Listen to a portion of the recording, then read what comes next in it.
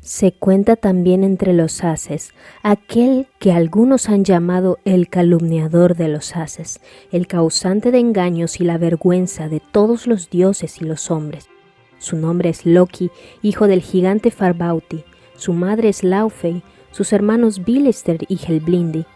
Loki es agradable y bello en cuanto al aspecto, malo de naturaleza y muy voluble en su comportamiento.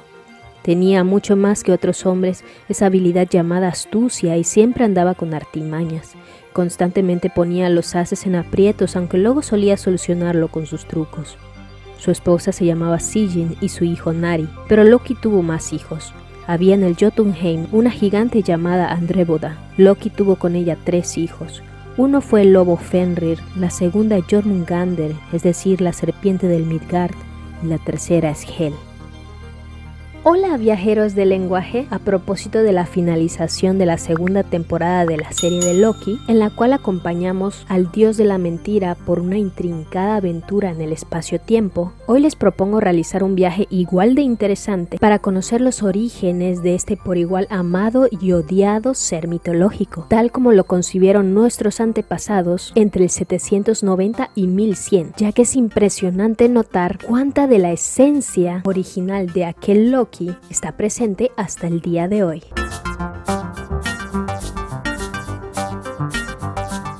El fragmento que hemos escuchado al principio de este video es del Gylfaginning, la primera sección del Edda Menor, escrito por el historiador Snorri Sturluson alrededor del 1220. El propósito de Sturluson era mantener vivo el estilo poético antiguo de Noruega e Islandia. Sin embargo, sus textos hoy en día son igual de valiosos debido al gran desglose de historias mitológicas de los antiguos vikingos que encontramos a través de sus páginas. La obra de Snorri Sturluson, entre las que se cuentan también algunas sagas que buscaban legitimar a los reyes noruegos de su época, es una de las principales fuentes narrativas con las que contamos actualmente para reconstruir la mitología nórdica.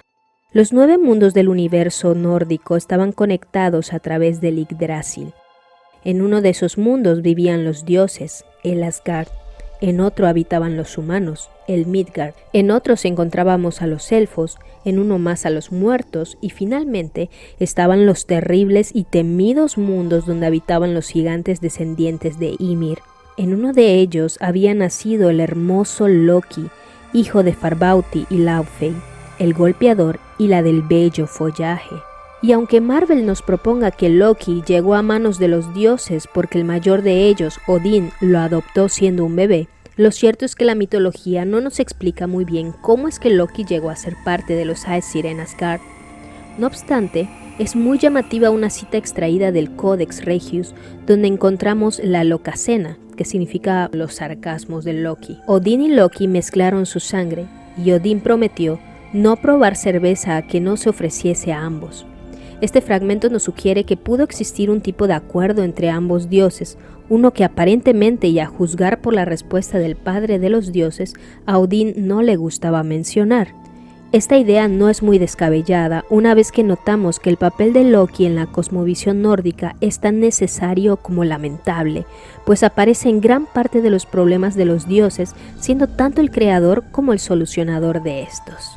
Loki, junto con Odín y Thor, es uno de los dioses más característicos de la mitología nórdica. Lo reconocemos por su astucia y porque constantemente se deja llevar por sus instintos malignos, llegando a provocar un gran mal entre dioses y hombres. Su característico uso de los cuernos, que vemos retratado en el inolvidable personaje de Marvel, está inspirado en alguna de sus representaciones en el arte vikingo. Sin embargo, y a diferencia de los diablos o demonios de otras mitologías, Loki no es un ser maligno que opere influenciando a los mortales para que estos sean malvados. Lo que sucede con Loki es que solía dar malos consejos que finalmente terminaban en algún lamentable suceso. Es curioso porque incluso en ocasiones cuando sus intenciones no eran tan malas, igualmente acababa causando un caos. Lo que sí es verdad es que los dioses de Asgard reconocían su ingenio y muchas veces buscaban su compañía, como era el caso de Odín y Thor. Es más, Loki estuvo presente en la creación de los humanos. pues fue el dios que les brindó el don de la palabra y la buena apariencia.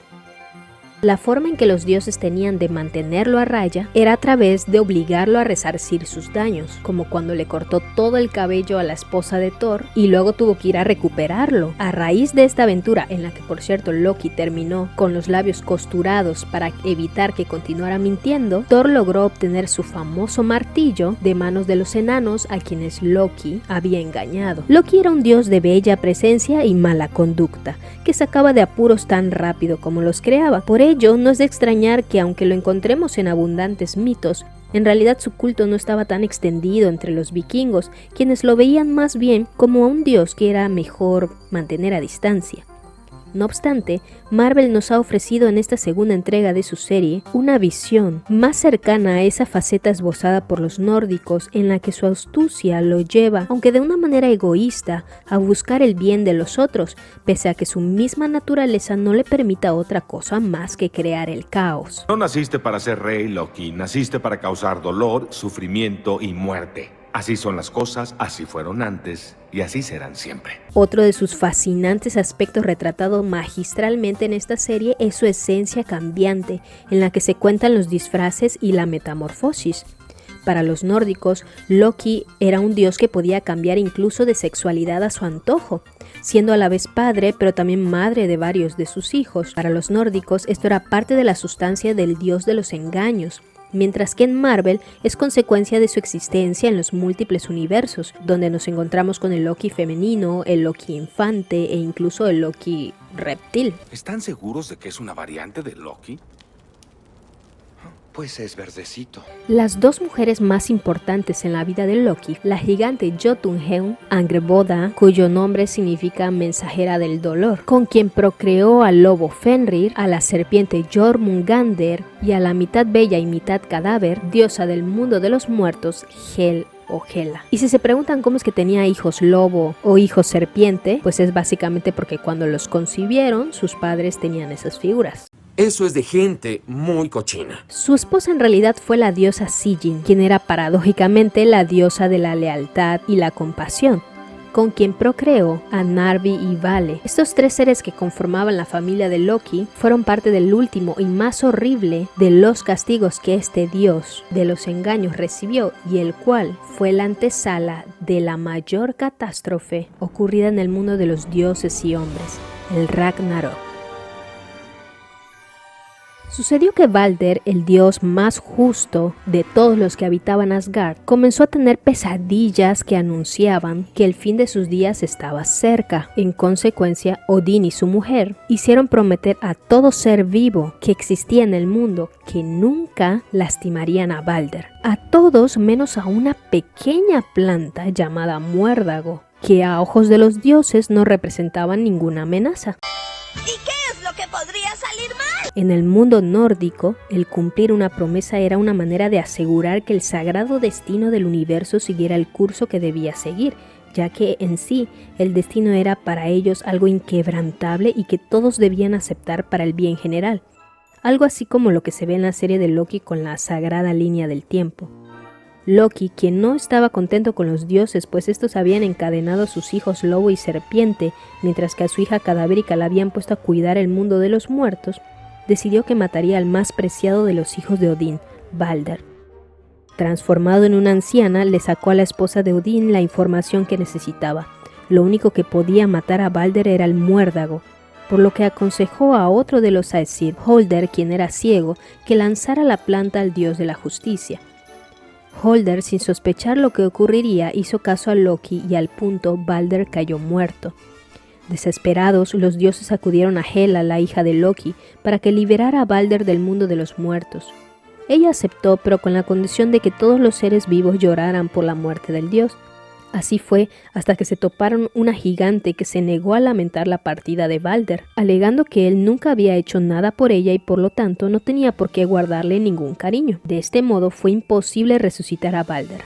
Al poco tiempo salió a la luz que esa gigante no era otro que Loki metamorfoseado y que además había sido él el maquinador de la muerte del dios de la justicia, por lo que los dioses lo encadenaron y convirtieron a uno de los hijos que éste había tenido con la diosa Sigyn en una bestia salvaje que frente a los ojos de Loki devoró a su hermano.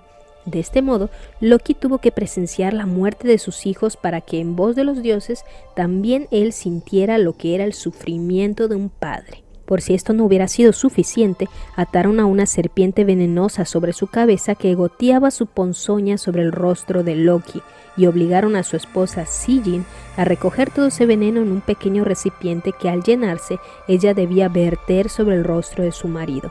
Y así continuaría el castigo hasta el día en que Loki se libre y se suelte y les llegue a los dioses su ocaso final, como recitaba la profecía del Ragnarok.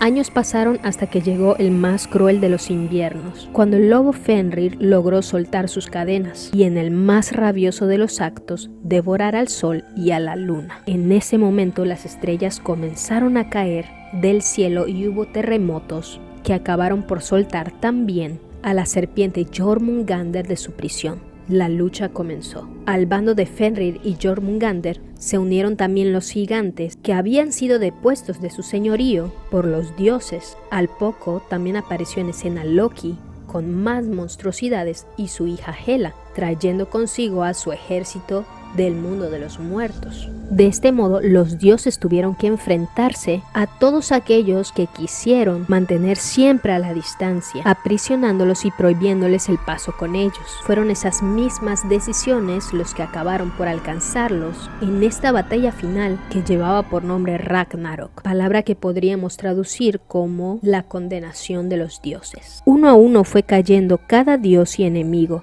Fenrir asesina a Odín solo para acabar muerto a manos de Vidar, otro de los hijos del dios.